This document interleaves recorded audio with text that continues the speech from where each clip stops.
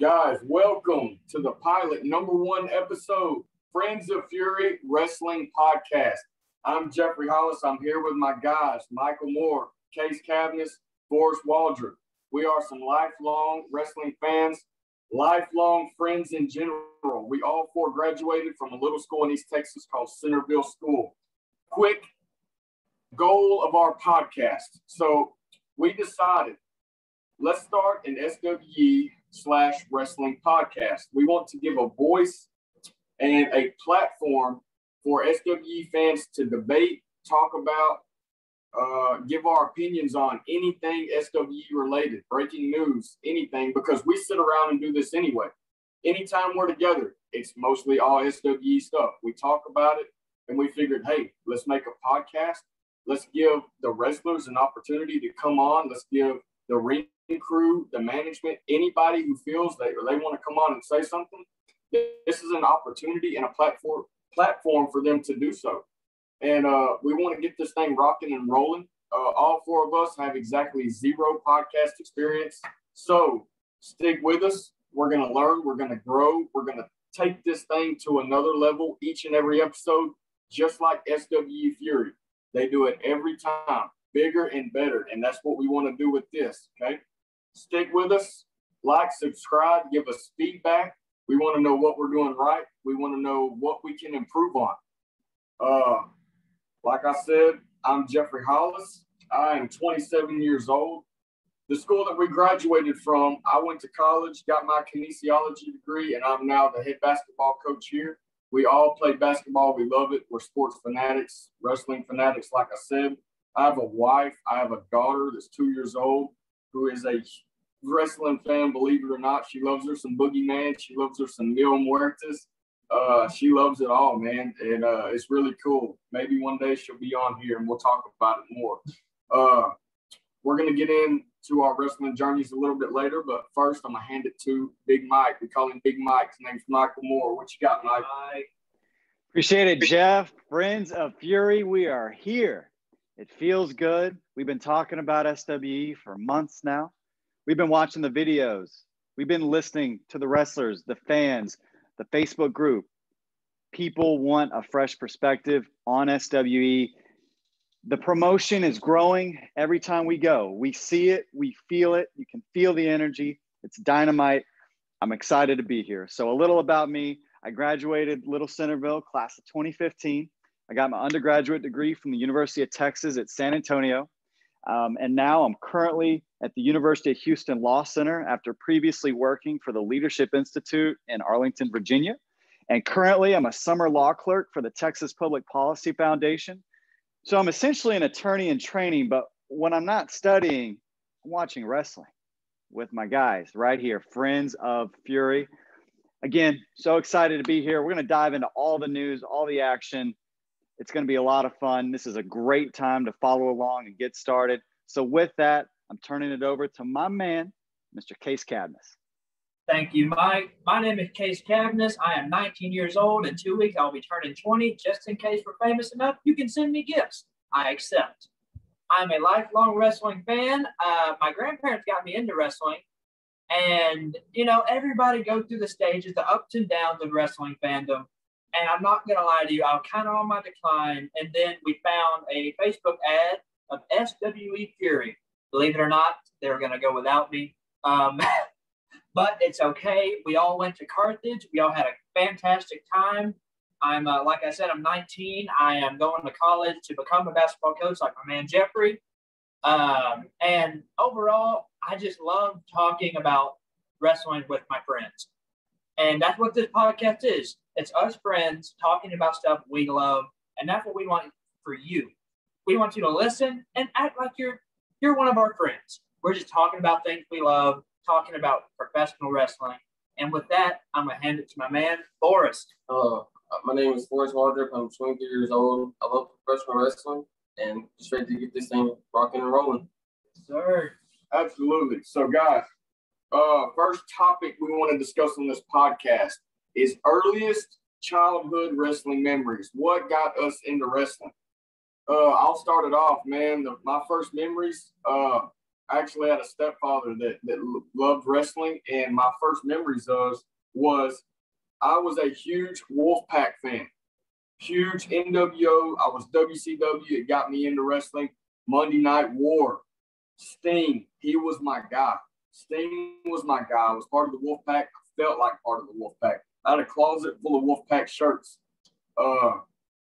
Eventually that came, that grew. My brother here came along. This is actually my brother. We grew up together. I got him into wrestling. We had everything wrestling you could imagine. Okay. So once that Attitude Era hit, it took it to a whole nother level. Attitude Era was our era. We had VHSs. We had every action figure you could think of. We had the Nintendo 64 games.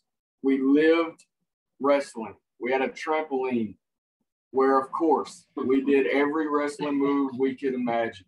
We slammed each other. We threw each other off. We were the Hardy Boys 2.0 in our backyard. You know, it was amazing. I was fortunate enough to have him and to have someone to share that with.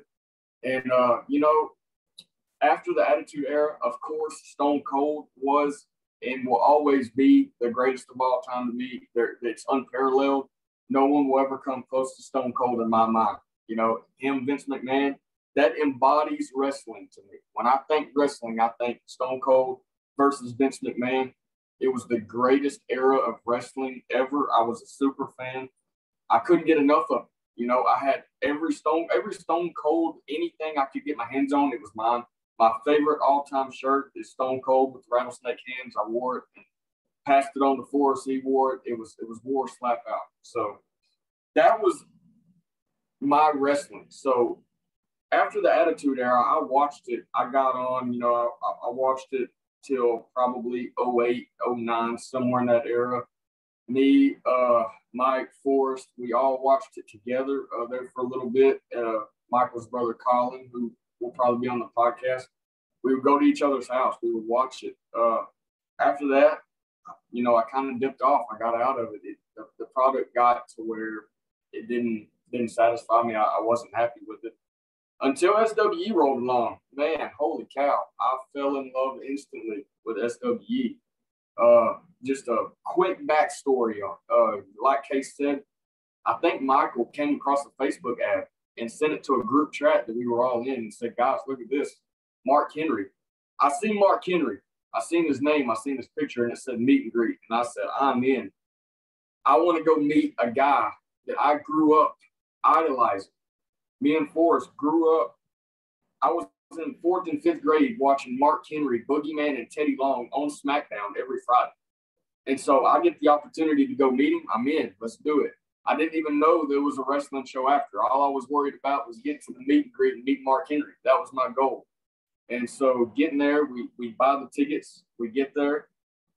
And holy cow, what an experience. I was mind blown. It was mind blowing walking up to your idols that you idolized as a kid and shaking their hand and talking to them like a normal human being. I mean, where else do you get that? You know, Mark Henry was always more special, like Stone Cold, Undertaker, because they're right here from in Texas.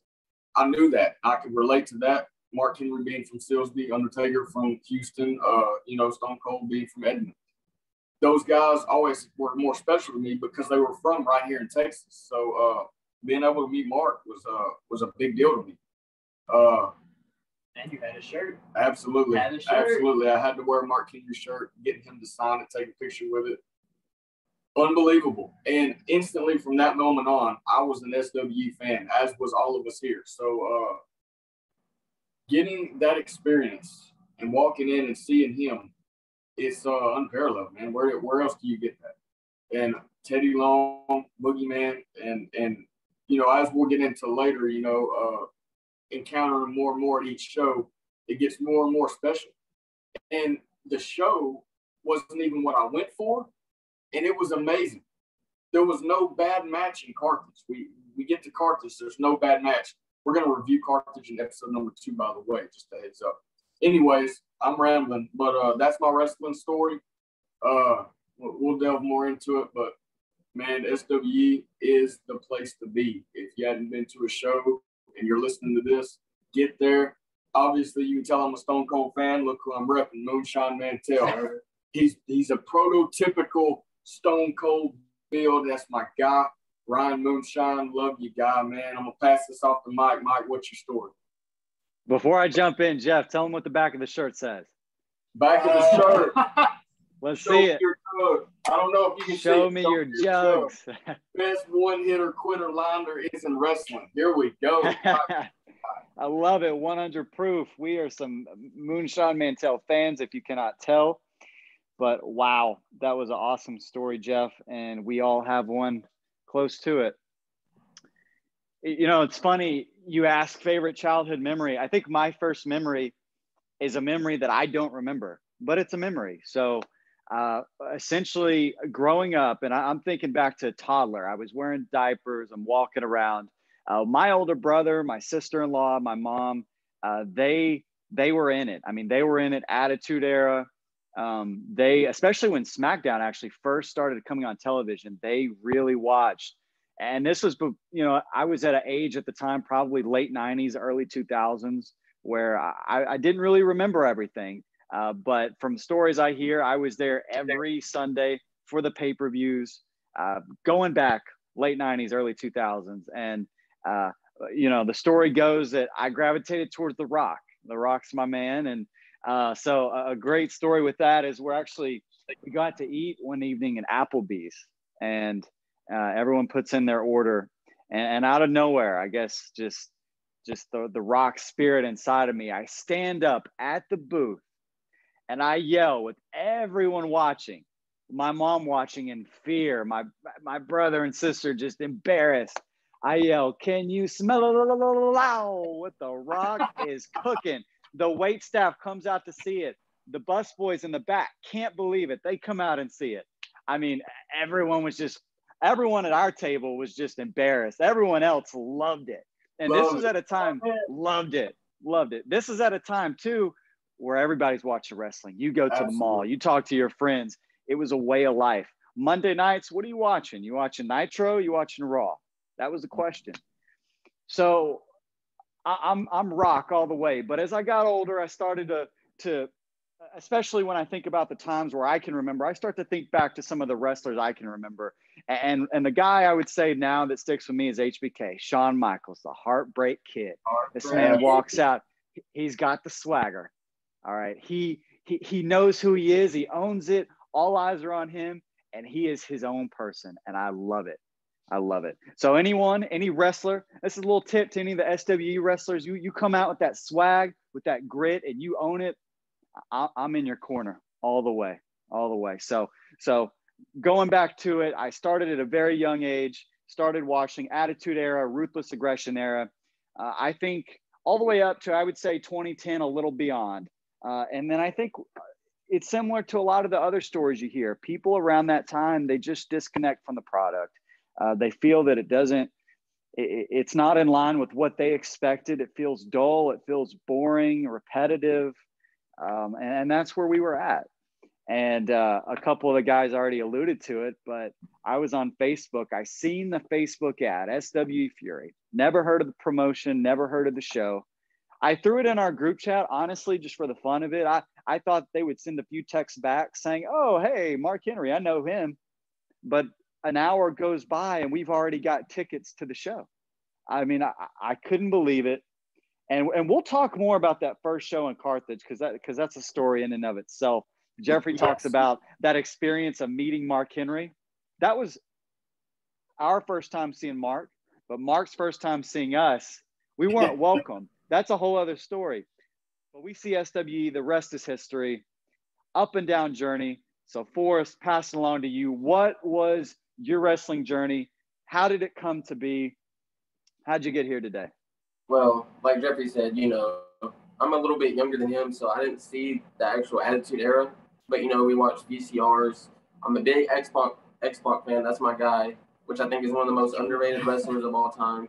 I'm a Stone Cold fan. I probably quit watching it about 2010, 2011, and SWE got me back into it. And, I love the product. Moonshine is my guy.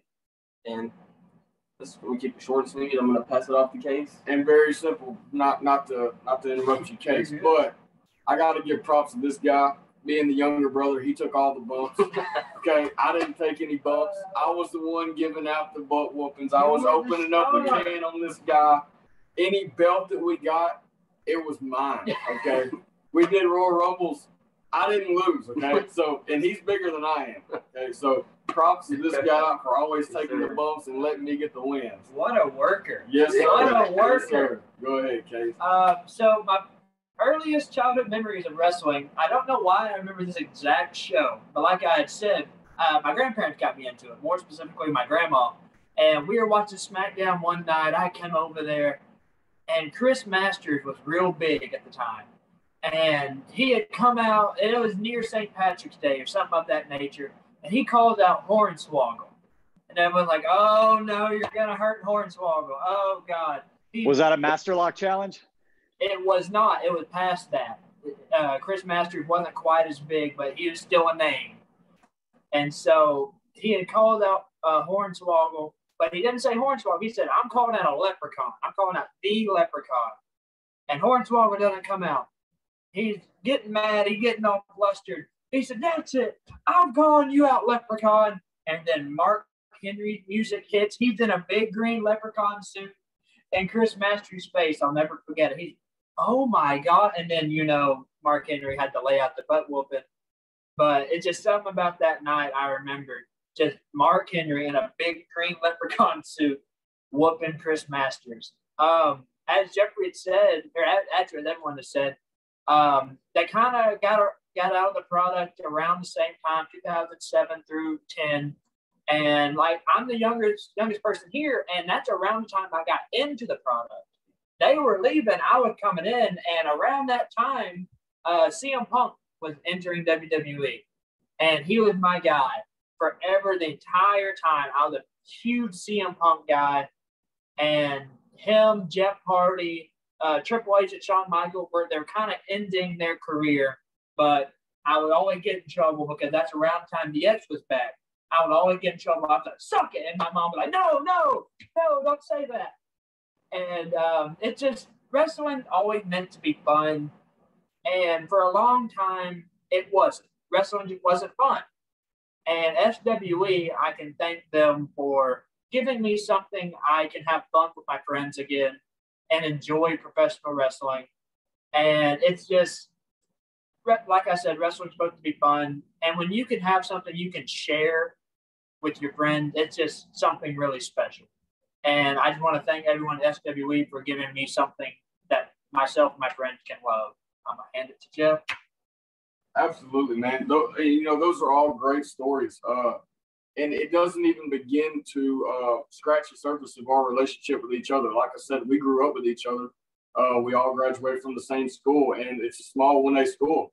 What are the odds that guys our age at a small 1A school can connect and grow over something that, if you're not a wrestling fan, it's made fun of, and stuff. So it's not a well-received product outside of the wrestling community. So we're very fortunate to have each other, man. We have such a great time at SWE. We look forward to it so much. After a couple of days after a show, we are ripping and roaring for another one. It can't get here fast enough, and so we go back and rewatch episodes that we've already seen. We were there, we watched it in person, and we still go back and watch it. We can't get enough of it. And, man, it's just amazing. And we want to thank everyone, not just the wrestlers, the ring crew, the management. It's so well run. It's just a great product. And we want to bring attention to it and help this thing grow. Because I alluded to it earlier, we've been to every show since Carthage. And what the mind-blowing part is, it has gotten bigger and better at every single show. There's been no decline. It's only up. It's like Charlie Haas and all those guys say, it's the hottest thing in wrestling, the hottest product in business, because it keeps getting bigger and bigger. This last show we were at in Irving at the convention center, biggest show by far, and it was the greatest show. I mean, you are absolutely wore out by the end of the show. It's an all-day event, when you get to the meet and greet, waiting in line, then you're pretty much there until the show starts, and it is nonstop action. When that first bell rings, Teddy comes out and gives his speech. It is nonstop, man. I mean, we're out of our seat more than we're in our seat. We're up, we're ripping and roaring and ready to go. And man, what a great experience. Like I said, we grew up watching these guys. Kay said he was the youngest, but he grew up watching Mil Muertes. Yeah, and we have become Mil Muertes fans. What a performer. What a guy. Man, we can't wait for him to come out. All right, next topic. We're going to go right into it. Experience of a live show. So our first live show experience was Carthage. We're going to talk a little bit about that. What it meant to me, man, it was amazing. It was absolutely amazing. So Mike sent it in the group chat.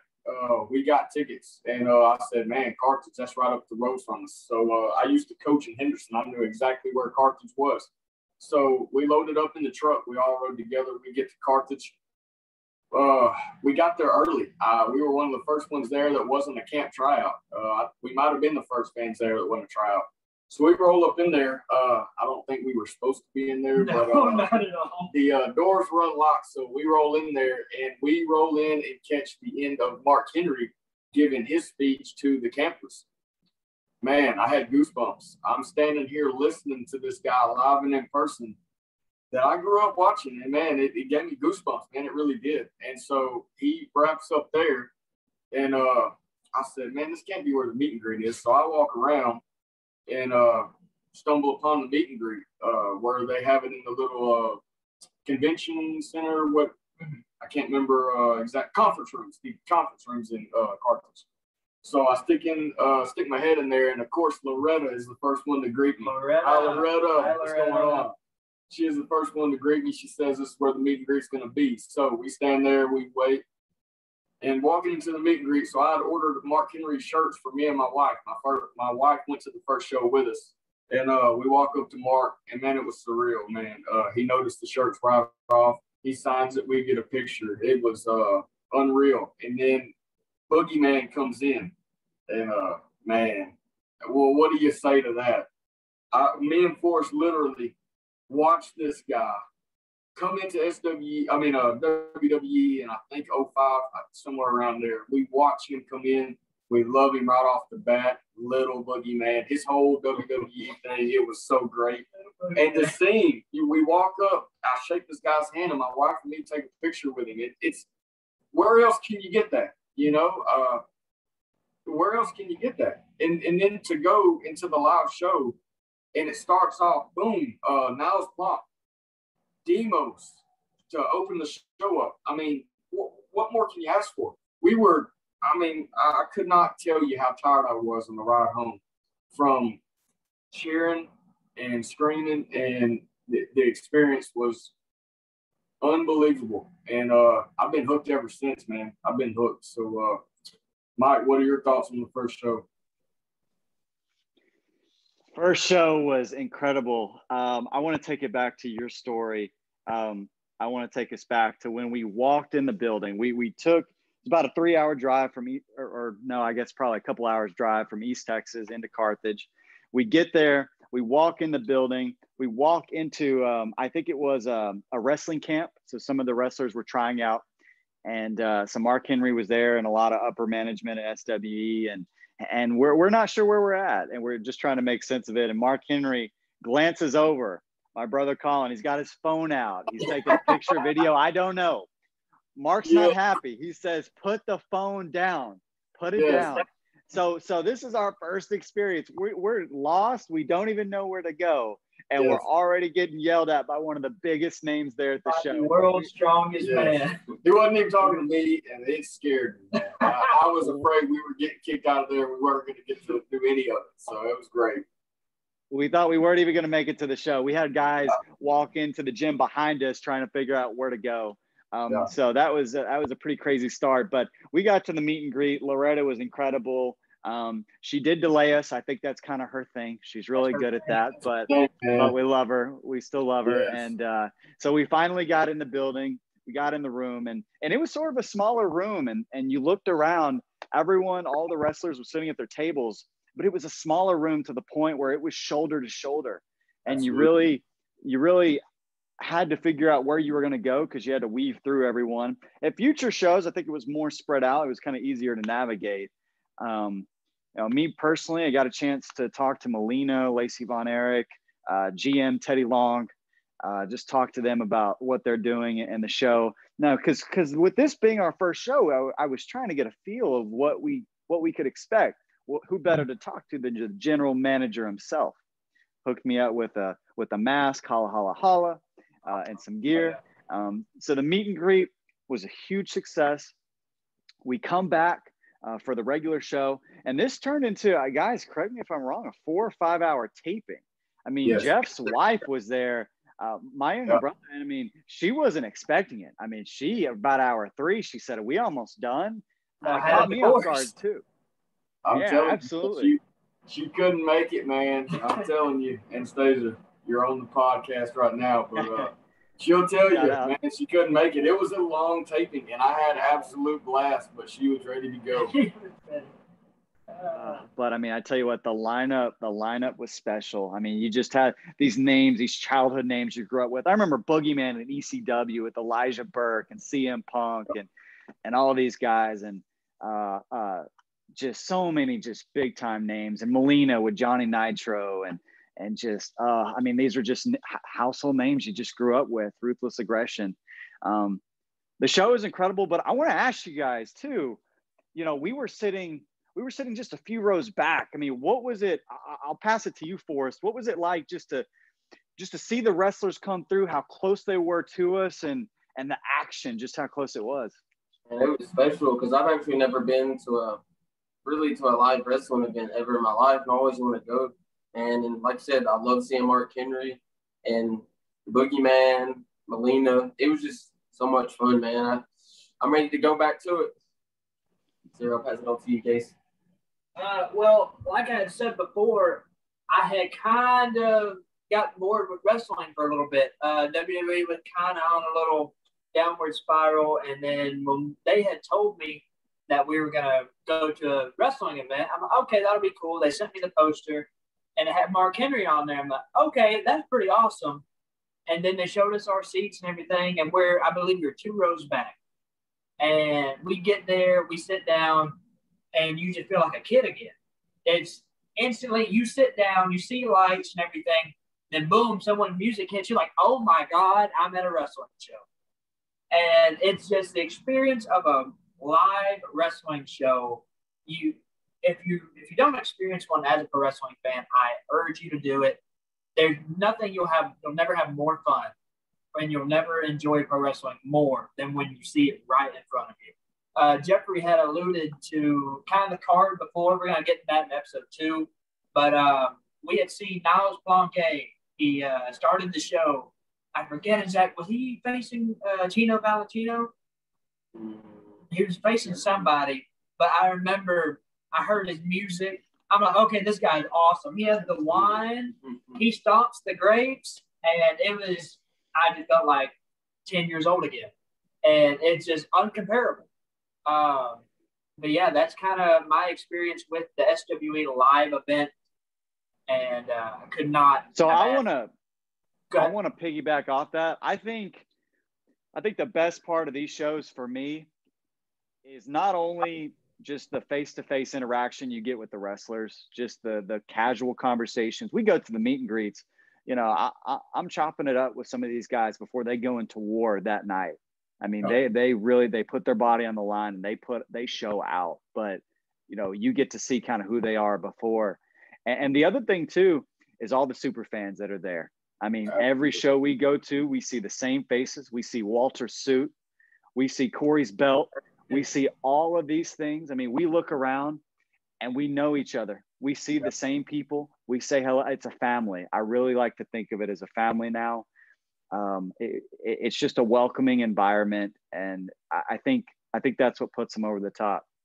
Absolutely. You know, it is a very family environment. You know, and when we talk about Carthage in episode 2, we'll talk more about our man Carl Lane, That's the guy right there, and he's been in it from day one. He's an SWE foundation building block. Okay? Right. Yes, sir. So, also, Carl Lane, we can't go an episode without mentioning you, man. We'll get you on here. You are going to be a regular on this show. Absolutely. So, we covered a lot today.